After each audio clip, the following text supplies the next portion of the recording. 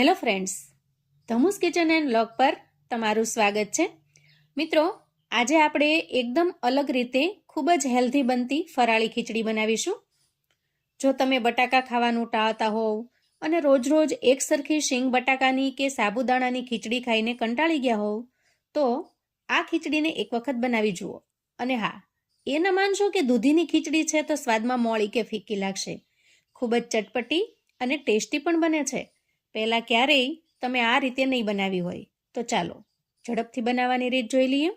તો સૌથી પહેલાં આપણે લઈશું દૂધી. દૂધી એકદમ સરસ કૂણી હોય એવી મેં પસંદ કરેલી છે. અંદાજે 250 ગ્રામ જેટલી દૂધી મેં લીધેલી છે. હવે આપણે જે આખી દૂધી છે એમાંથી પોણા ભાગની દૂધીને અલગ કરી લેવાની છે. વધેલા ભાગને આપણે સાઈડ પર મૂકીશું અને પોણા ભાગની દૂધી જે આપણે અલગ કાઢેલી છે એની છાલ ઉતારી લઈશું. અહીંયા દૂધીને મેં ધોઈ અને ચોખ્ખી કરીને લઈ લીધી છે. દૂધી કૂણી હોવાથી એમાં છાલ પણ ઝડપથી અને આરામથી ઉતરી જશે. હવે આ રીતે છાલ ઉતારી લીધા પછી એક સ્ટેનરવાળી ગળણી લઈશું અને એના ઉપર ખમણીને સેટ કરીશું. છાલ ઉતારીને રાખેલા પીસને આપણે ખમણી લેવાનો છે. તો અહીંયા દૂધીના આખા પીસને આપણે ખમણી લીધો છે. જુઓ, અહીંયા દૂધીનું આટલું ખમણ તૈયાર થયું છે. હવે ખમણને આ રીતે ભેગું કરીશું અને બંને હાથથી પ્રેસ કરીશું. બંને હાથથી પ્રેશર કરી અને જેટલું નીકળે એટલું આપણે દૂધીનું પાણીને કાઢી લેવાનું છે. આ રીતે થોડું પ્રેશર કરવાનું જેથી બધું જ પાણી નીકળી જશે. દબાવીને કાઢી લેતા જુઓ, દૂધી એકદમ સરસ કોરી થઈ ગઈ છે. એમાંથી આટલું પાણી નીકળ્યું છે. આ રીતે દૂધીને તૈયાર કરી લીધા પછી આપણે હવે ગેસ તરફ જઈશું. ગેસ ઓન કરી અને મેં ગેસ પર કડાઈ મૂકી દીધી છે અને કડાઈ થોડી ગરમ થાય એટલે આપણે એમાં 1 ચમચા જેટલું તેલ એડ કરીશું. તેલને થોડું ગરમ થવા દેશું અને ગરમ થાય એટલે આપણે એમાં 1 ચમચી જેટલું જીરું એડ કરીશું. જીરું સારી રીતે સતળાઈ જાય એટલે આપણે એમાં 1 લીલું મરચું મેં આ રીતે સમારીને રાખ્યું છે ઝીણું ઝીણું, એને એડ કરીશું. અને એક આદુનો નાનો કટકો આ રીતે છીણીને રાખેલો છે એને પણ ઉમેરીશું. 2 થી 3 મીઠા લીમડાના પાનને પણ મેં ઝીણા સમારી લીધા છે, એને પણ એડ કરીશું અને સારી રીતે સાંતળી લઈશું. તો મોટા ભાગે આપણે હંમેશા રેગ્યુલર જે રૂટીનમાં ખીચડી બનાવતા હોઈએ શીંગ બટાકાની એ બનાવતા હોઈએ છીએ, પણ આ રીતે અલગ અને નવી રીતે બનાવશો તો એકદમ ટેસ્ટી પણ બનશે અને તમને સ્વાદમાં ચેન્જ થવાથી પસંદ પણ ખૂબ જ આવશે. મરચું, આદુ અને લીમડો સારી રીતે સતળાઈ ગયા છે. આ સ્ટેજે આપણે ખમણીને તૈયાર કરેલી દૂધી ઉમેરી દઈએ અને તેલની અંદર સારી રીતે સાંતળી લઈએ. ગેસની ફ્લેમને આપણે એકદમ ધીમી રાખીશું જેથી કરીને તળિયે ચોંટી ન જાય. આ રીતે તેલની અંદર આપણે દૂધીને સારી રીતે સાંતળી લેવાની છે જેથી કરીને એના અંદરનું કાચાપણું દૂર થઈ જશે અને દૂધી એકદમ સરસ પાકી જશે.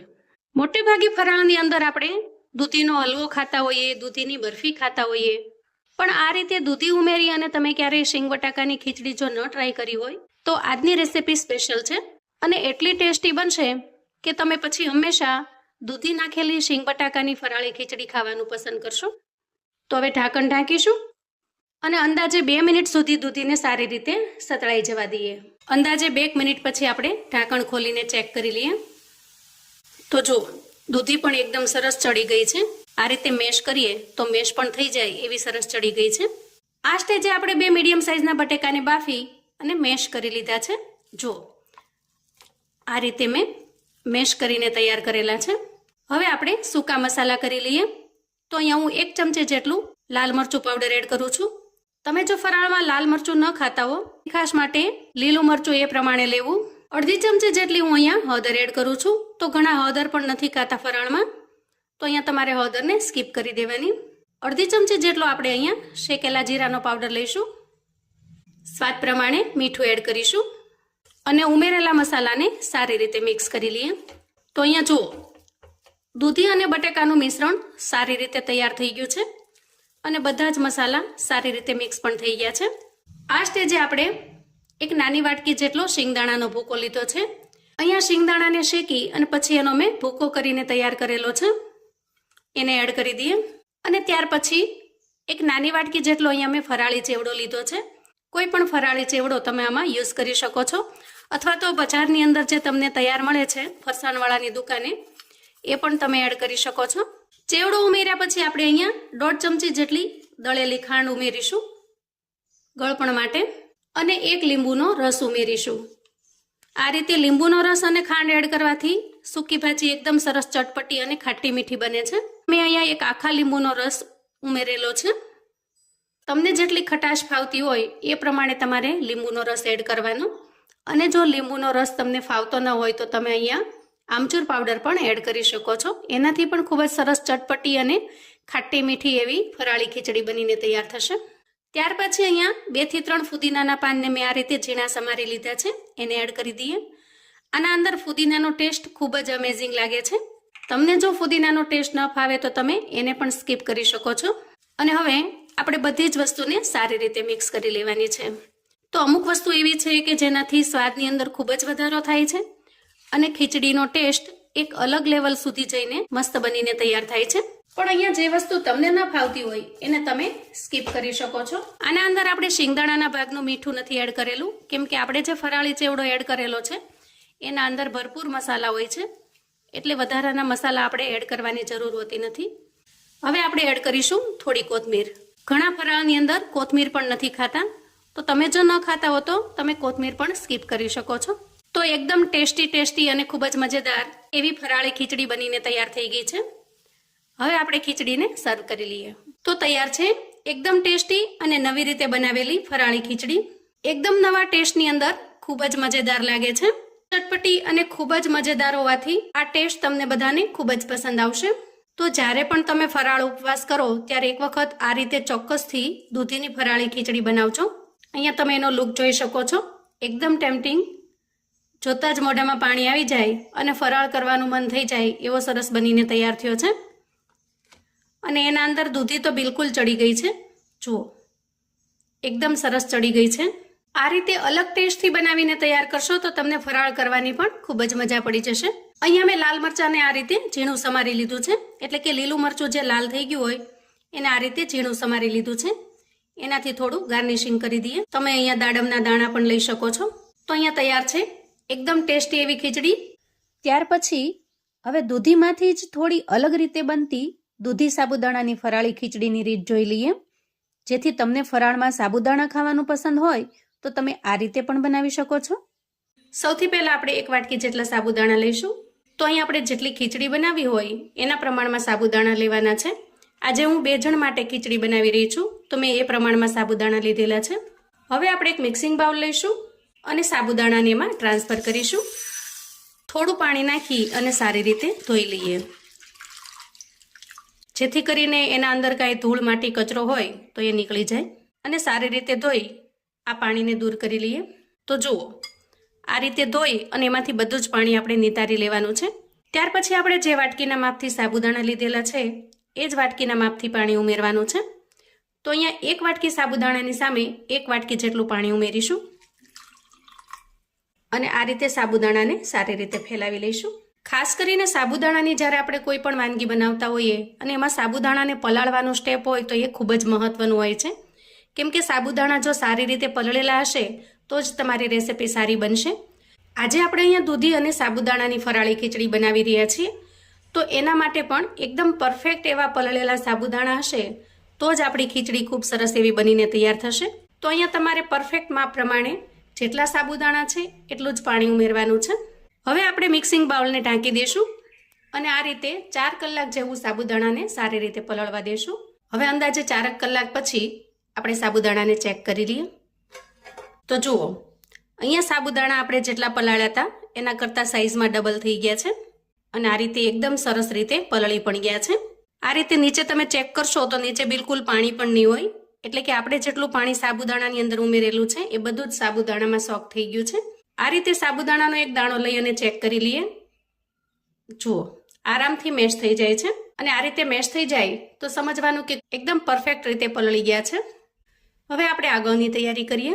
આજે આપણે એકદમ ટેસ્ટી અને નવી રીતે બિલકુલ બટેકાનો ઉપયોગ કર્યા વગર દૂધી અને સાબુદાણાની ફરાળી ખીચડી બનાવી રહ્યા છીએ. તો એના માટે આપણે અહીંયા દૂધી લઈશું. અંદાજે 500 ગ્રામ જેટલી આ દૂધી છે એમાંથી હું અડધી દૂધીને કાપી લઉં છું.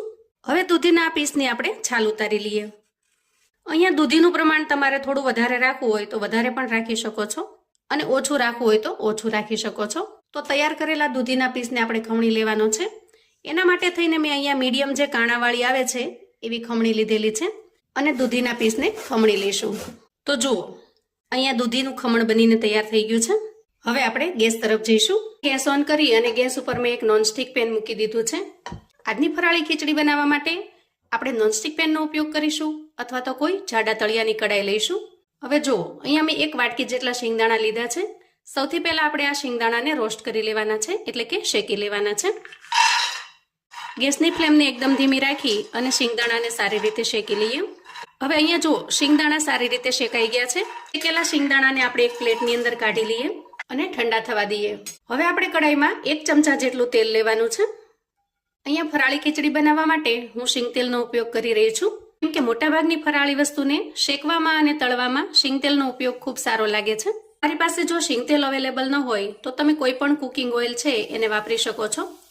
હવે તેલની અંદર આપણે 1 ચમચી જેટલું જીરું ઉમેર્યું છે. ત્યાર પછી આપણે ખમણીને જે તૈયાર કરેલું દૂધીનું ખમણ છે એને ઉમેરી દઈએ.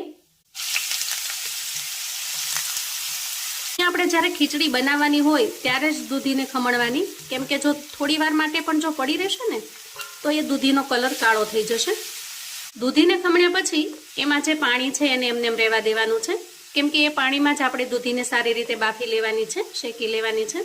હવે ગેસની ફ્લેમને આપણે અહીંયા એકદમ સ્લો પર રાખીશું અને આ રીતે ઢાંકણ ઢાંકી અંદાજે 2 મિનિટ સુધી દૂધીને આપણે તેલની અંદર સારી રીતે સાતળી લેવાની છે. અને વચ્ચે વચ્ચે જરૂર જણાય તો 2 થી 3 વખત આપણે એને ચલાવી લેવાની, જેથી કરીને તળિયે ચોંટી ન જાય. હવે જુઓ, શેકીને તૈયાર કરેલા શિંગદાણા સારી રીતે ઠરી ગયા છે. અહીંયા મુઠ્ઠીની મદદથી અથવા તો 2 હાથની હથેળી વચ્ચે ઘસીને આપણે ઉપરની છાલ કાઢી લેવાની છે. આ રીતે આપણે આ ભાગના ફોફા કાઢી લીધા છે. થોડા ઘણા રહી જાય તો કોઈ પ્રોબ્લેમ નહીં, પણ ફોફા કાઢી લેવાથી ખીચડીનો કલર સારો બને છે, કાળો નથી પડી જતો. હવે આપણે આ શિંગદાણાને થોડા અધકચરા ખાંડી લેવાના છે. સાવ ભૂકો નથી કરવાનો, થોડા ઘણા અધકચરા રહે એ રીતે ખાંડી લેવાના છે. તો ખાયણીની મદદથી અથવા તો મિક્સર જારની અંદર પલ્સ મોડમાં ચલાવીને અધકચરો એવો શિંગદાણાનો ભૂકો કરી લેવાનો. જુઓ, આ રીતે મેં ખાયણીની અંદર અધકચરો ભૂકો કરી લીધો છે. હવે અંદાજે 2 મિનિટ જેટલો સમય થયો છે. આપણે દૂધીને ચેક કરી લઈએ. વાહ, જુઓ, અહીંયા દૂધી એકદમ સરસ ચડી ગઈ છે. આ રીતે લીડ ઢાંકવાથી અંદરની જે વરાળ છે એનાથી જ ખૂબ સારી રીતે બફાઈ જાય છે. હવે થોડી વાર માટે ગેસની ફ્લેમને બંધ કરીશું અને પલળીને તૈયાર થયેલા સાબુદાણાને ઉમેરી દઈએ. એકદમ છૂટા છૂટા અને મોતીના દાણા જેવા સાબુદાણા પલળીને તૈયાર થયા છે. તો એક્ઝેક્ટ માપથી જો તમે પાણી લઈને પલાવશો તો સાબુદાણા આ રીતે એકદમ સરસ છૂટા છૂટા થશે અને આ રીતે પલળેલા સાબુદાણામાંથી ખીચડી પણ નંબર 1 બનીને તૈયાર થશે. હવે ગેસની ફ્લેમને આપણે ઓન કરી લઈશું અને બધી જ વસ્તુને મિક્સ કરી લઈશું. હવે મિશ્રણને આપણે આ રીતે થોડું સ્પ્રેડ કરી દઈએ અને 1 મિનિટ સુધી ફરીથી લીડ ઢાંકી દઈએ. હવે આ રીતે ફરીથી જ્યારે ઢાંકીશું ત્યારે સાબુદાણા પણ ખૂબ સારી રીતે કૂક થઈ જશે. અંદાજે 1 મિનિટ પછી ચેક કરી લઈએ. તો જુઓ, ધીરે ધીરે સાબુદાણા પણ કૂક થવા લાગ્યા છે. હવે આ રીતે વચ્ચે થોડી જગ્યા કરી 1 ચમચી જેટલું તેલ મૂકીશું અને એમાં લીલા મરચાંના ટુકડા ઉમેરીશું, થોડું ખમણેલું આદું ઉમેરીશું અને સારી રીતે ફ્રાય કરી લેશું. અહીંયા મરચાંના ટુકડાને તમે શરૂઆતમાં પણ ઉમેરી શકો છો, પણ શરૂઆતમાં ટુકડા ઉમેરવાથી વધારે પડતા કૂક થઈ જાય છે અને ખીચડીમાં બિલકુલ દેખાતા નથી. આમ કરવાથી આ મરચાંનો જે લીલો કલર છે એ રેસિપીમાં ખૂબ સરસ લાગે છે. હવે જુઓ, અહીંયા સાબુદાણા મોટા ભાગના કૂક થઈ ગયા છે, એટલા માટે હવે મસાલા કરી લઈએ. 1 ચમચી તીખાનો પાવડર ઉમેરીશું અને 1 ચમચી જેટલા ચીલી ફ્લેક્સ ઉમેરીશું. ચીલી ફ્લેક્સ અહીંયા હું તીખાશ માટે ઉમેરી રહી છું. તૈયાર કરેલો શિંગદાણાનો ભૂકો ઉમેરી દઈએ અને સ્વાદ પ્રમાણે મીઠું ઉમેરી દઈએ. 1/2 ચમચી જેટલો અહીંયા શેકેલા જીરાનો પાવડર ઉમેરીશું અને મસાલાને સારી રીતે મિક્સ કરી લઈશું. તો વધારાના બિલકુલ મસાલા આપણે આમાં ઉમેરવાના નથી. એકદમ ઓછા અને સિમ્પલ મસાલાથી ખૂબ જ ટેસ્ટી એવી ખીચડી બનીને તૈયાર થાય છે. હવે ખીચડીમાં એકદમ સરસ ચટપટો ખાટો મીઠો ટેસ્ટ લાવવા માટે 1 ચમચી જેટલી ખાંડ ઉમેરીશું. સરસ રીતે ખીચડી કૂક થઈ જાય પછી જ આપણે એમાં ખાંડ ઉમેરીશું અને ત્યાર પછી એકદમ સરસ ચટપટા ટેસ્ટ માટે આપણે અડધા લીંબુનો રસ ઉમેરી દઈએ.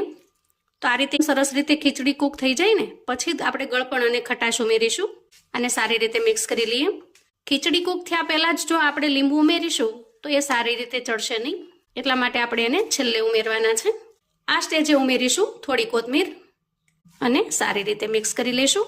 ખૂબ જ ટેસ્ટી એવી આ ખીચડી બનીને તૈયાર થાય છે.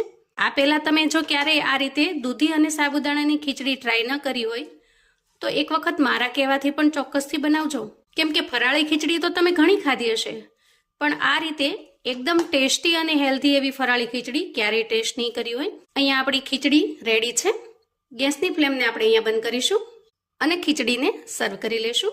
વાહ, જુઓ સરસ છૂટી છૂટી અને ફરસી એવી દૂધી સાબુદાણાની ખીચડી બનીને તૈયાર છે. ટેસ્ટમાં સરસ મજાની ચટપટી બને છે. અહીંયા તમને બટેકા ન હોવાનો બિલકુલ ખ્યાલ પણ નહીં આવે. અને ખાસ કરીને જે લોકો ફરાળની અંદર બટેકા ખાવાનું ટાળતા હોય અથવા તો જેને બટેકા ખાવાની મનાઈ હોય છે, એને માટે પરફેક્ટ એવી આ ફરાળી ખીચડી છે. અહીંયા ઉપર થોડી કોથમીરથી આપણે ગાર્નિશ કરી દઈએ અને થોડા દાડમના દાણાથી પણ ગાર્નિશ કરી લઈએ. અહીંયા તમે ખીચડી બનાવતી વખતે થોડા દાડમના દાણા પણ ઉમેરી શકો છો અંદર, એનાથી પણ ખૂબ સરસ ટેસ્ટ આવે છે. તો આવું અવનવું જાણવા માટે અને મને સપોર્ટ કરવા માટે ચેનલ પર જો તમે નવા છો તો પ્લીઝ ચેનલને સબસ્ક્રાઇબ કરો. વિડીયો ગમે તો લાઈક અને શેર કરો. તમારા સગા સંબંધી મિત્રોને પણ આપણી આજની દૂધી સાબુદાણાની ફરાળી ખીચડીની રેસિપી ચોક્કસથી મોકલી આપજો, જેથી એ લોકો પણ બનાવીને તૈયાર કરી શકે, એન્જોય કરી શકે અને એના પરિવારને પીરસી શકે. કોમેન્ટમાં મને ચોક્કસથી જણાવજો મિત્રો કે આજની આ ટેસ્ટી એવી ફરાળી ખીચડીની રેસિપી તમને કેવી લાગી છે. તમે મારો આ વિડીયો કયા ગામથી જોઈ રહ્યા છો એ કોમેન્ટમાં ચોક્કસથી જણાવજો. એ લખવાનું બિલકુલ ભૂલતા નહીં. ફરી મળીશું એક નવી રેસિપી સાથે. ત્યાં સુધી આવજો મિત્રો.